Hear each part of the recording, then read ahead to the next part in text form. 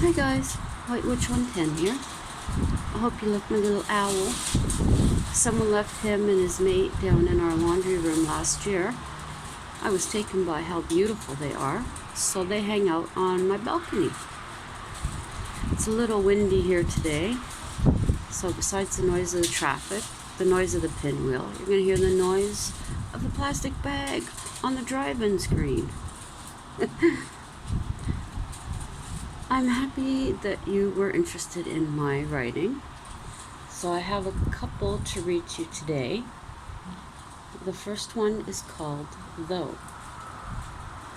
I have never flown above the trees as amazing hawks do, though I have experienced the breeze above the trees when it travels down to kiss my cheek. I have never gone to the depths of the seas as whales do, though I have experienced the gentle touch of a lake against my feet in shallow water.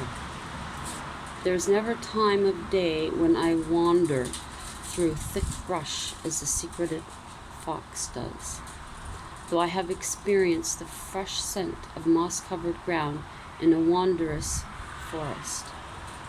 I will never burrow under the rich earth as the determined groundhog, though I have experienced the feel of earth between my fingers while digging out a beautiful stone. The next one is a bit longer. It's called Vantage Point. Here I sit, music blaring, wondering how I have gotten to this point in my life. The slideshow of the past plays out in my head. Pain, the dramatic substance of my being. Many mistakes and regrets to torture myself with in the possible last moments of life on earth. The music, the words dig sharp into what is left of my heart. What have I been thinking the past years? The collision course was clearly marked, but I refused to acknowledge it. The thought of all the people who have come and gone from my life, several worth trash, and brought nothing to me but more frustration than was necessary. This isn't the woman I sought to be. I see myself dressed in black, wandering through a forest undetected by life. A shock of red crinoline can barely be seen under the mass of heavy material I wear. I weave through the trees, running from the monster I've created. Roots trip me, bushes tear up my skirt, and young vines tangle within my hair. This isn't the life I imagined. Murky storm clouds gather in the sky above the forest. Hail begins to fall within seconds. Its violent sting is felt on my pale skin. There is no escape from the torrent of rain that follows so closely. The sky so black it almost isn't there. I am enveloped in the forest which I run, every turn thickening. Branches bend to me as faces from my past, reprimanding me again and again. My forearm is no protection against the thrashing. My strength wanes as the hours pass. I need to find protection from the misery engulfing me. Through the top of the trees, I vaguely see daylight, though it is unattainable from my vantage point. Desperately I whirl in circles, praying to find a clearing. At this time, there is none for me. I trudge onward.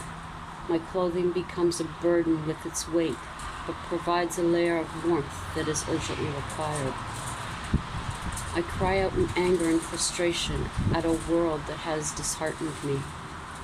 Exhausted, I throw myself against the nearest tree trunk and sink away among the leaves. Here I lament for the entire forest to listen should it care to. Contained within my petite frame are dreams and wishes concealed, a mockery to what I have settled with. I clipped my wings and blistered my feet. I am not content with my niche in life. Lethargic, though not content to be, no motivation is strong enough to move me. The rest has allowed strength to build within my body. I gain footing and continue the search for my clearing. Mature trees stand before me graceful as nature has intended them. Many changes have occurred in their lifetime, with many more ahead. They adjust to the light and rain to best feed. The soil here is rich and nurtures them constantly. Falling leaves, nature's cast-offs, become the earth. Tree trunks, tough to shield them from the cold, bitter winds, touch their rugged pattern, feel the soul within each one. Some are left alone with dignity, while others are cut down without warning. The history of hundreds of years gone, a stump, reflective of a tombstone, the memory of life lived. The rain lets up. I peer between blades of hair, long and straggly across my eyes. I need the sun to dry the heavy clothing soaked against my skin. Each step is cumbersome. Under the weight, my ankles sink into the muck. I am a mess. I find momentum that carries me through till firm ground is under my feet once more. The forest surrounding me begins to thin. My face, streaked with mascara from the pelting rain, feels the sting of warmth from above. I search further for the sunlight to caress my pitiful form, soaked from years of self-destruction. Each movement, I am emancipated from the monster. Each movement brings me closer to the clearing. The anticipation exhilarating. The sun has broken through. Its warmth drying the heavy clothes covered in twigs and mud from my journey. A journey that has changed me, the darkness behind. That was written in 2013. It's a bit long, but at the time, that was my emotion. I hope you enjoyed that. And I hope you're enjoying your Sunday. Ours is overcast here, and as I said, on the cool side. If you haven't already, do check out my videos from last evening in regards to the investigation at Laurier House.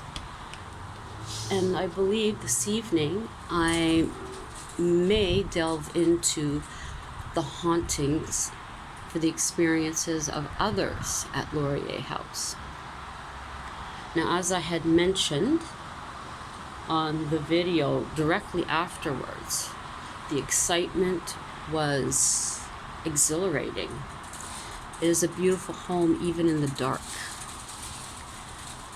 I did have experiences,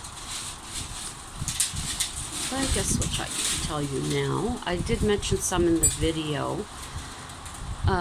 One of the owners of the home, Zoe Laurier, she did appear to me. When they were having a seance, I did feel her, but there was also another woman that came into the room first. She stood back at the doorway. Zoe came right in. When the question was asked whether she was okay with us being there, I got the response of yes, but the guide got the response of no. I'm tending to go with my response. She did know that I was a witch, but I didn't share that with everyone else. Going up to the second floor, as I had mentioned in the video, I did get an extremely heavy feeling, and it was a little difficult to breathe at times. On the third floor, the feeling was much, much lighter. On the third floor also, in the breakfast room, I constantly felt that there was somebody there. We did go back down to the second floor, then go back up. The second time we came upstairs to the third floor, the feeling in the breakfast room I just couldn't ignore it. Very heavy feeling that someone was in there, standing there watching. I also got the feeling of the door handle being shook. I don't know whether somebody coming in, coming out, or just wanting attention. I'm not sure. But what else was there that I felt? While we're on the 3rd floor, there is a piano in the room where Mackenzie King held his seance and where the shrine is to his mother. And I got the feeling of the piano being played.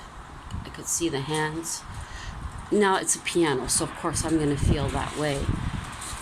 But when we went down, while we were still on, we went down to the 2nd floor where there is a player piano. And while we were investigating there again, that piano started to play. Of course, the people in the group remembered my comment upstairs. What other ones? And then when we were leaving, I looked up at the staircase and I seen the form of a woman standing there. Now, also in the breakfast room, I started to see shadow people. Would I go back? Yes, definitely. It's a beautiful home.